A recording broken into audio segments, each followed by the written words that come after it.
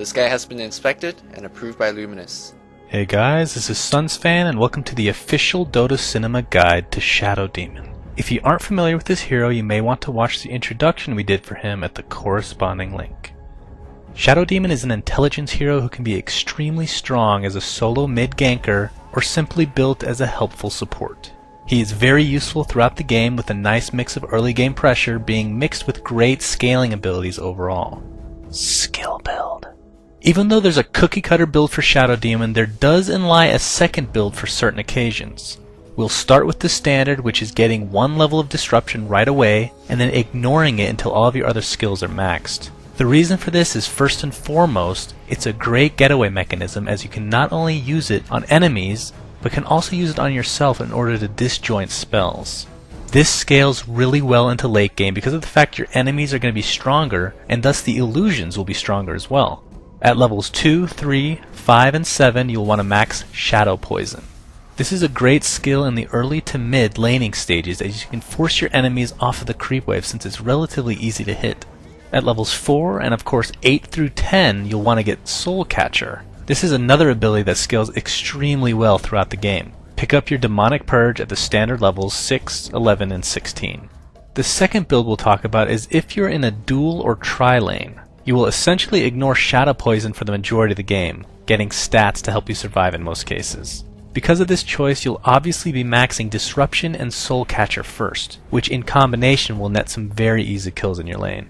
So generally speaking, if you're solo mid, go for the more standard build. If you're in a dual or tri-lane, at least think about the second skill set and see if it's appropriate or not. Item build. For the beginning of the game, get your basic regeneration and branches as per norm.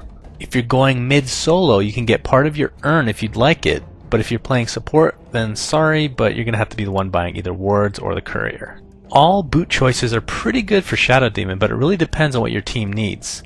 If you need some extra stats, then go for treads. If your team needs somebody to pick up arcane boots, then be their man. And phase boots aren't the most common on Shadow Demon, but could still be very useful based on the fact that he's a great ganker already.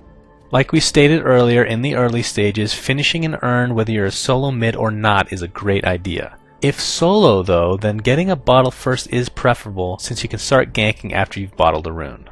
If on a support, then it doesn't get too exciting. Just make sure wards are up on a constant basis. The only true core item on Shadow Demon would probably be a Force Staff, since its uses are endless and the name of the game for Shadow Demon is being a ganking utility hero. Past that, your item choices are wide open. General support items such as Yules, Orchid, or Mech would be just fine to pick up as well.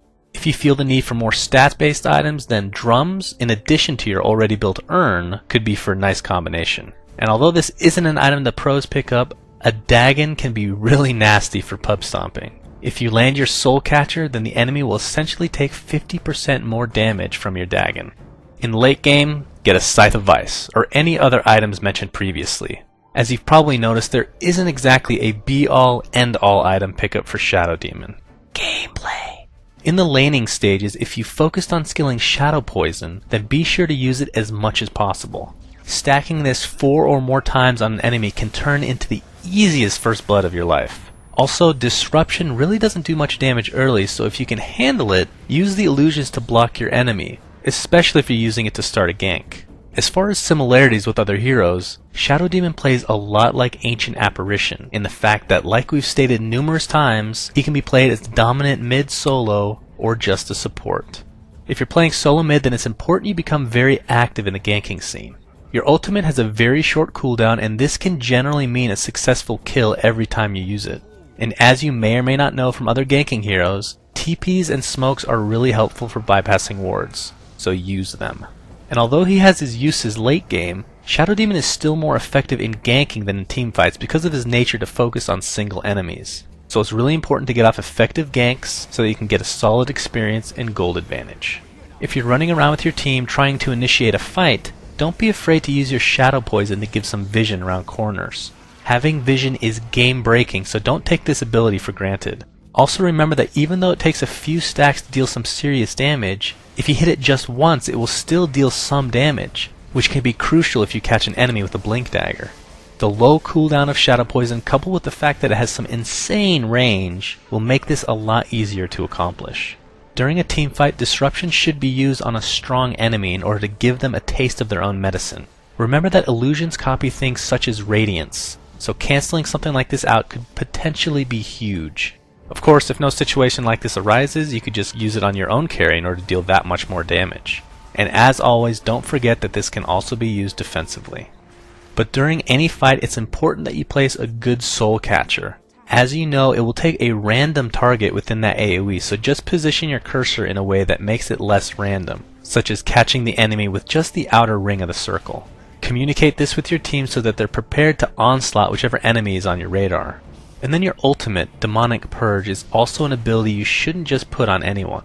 The slow and damage are very helpful, but remember it not only purges off their positive buffs, but any negative buffs they may have as well. So in other words, don't use it on anyone that's hexed or stunned, otherwise your team will most likely rage at you. If the fight is successful, then try using Disruption a bit more in order to push down the lanes. Friends and foes. Shadow Demon loves all carries, even if they're on the other team. As you've probably already guessed, the reason for this is because he can create 2 illusions of them on a pretty regular basis. Is there any other explanation needed? Examples of some very special heroes he loves to copy would be Anti-Mage, Void, Skeleton King, and Dragon Knight. Heroes that Shadow Demon doesn't particularly like are those with burst damage or silencing heroes, but that's pretty standard for any squishy intelligence hero. The hero that Shadow Demon must look out for the most is himself. The reason he's his own worst enemy is because he really needs to get off to a good start, because if he falls behind early it will be very difficult to bounce back. Thanks for watching guys, and please remember to subscribe to our YouTube. Also, a special shout out goes to Flawless and Luminous for their help in writing this guide. You can check them out at their respective YouTube channels, which are linked in the video description. And finally, be sure to check out our new website at dotacinema.com, where you can find a ton of Dota 2 videos along with our live streaming page, which includes me playing with you guys on a nightly basis. My name is SunsFan, and until next time.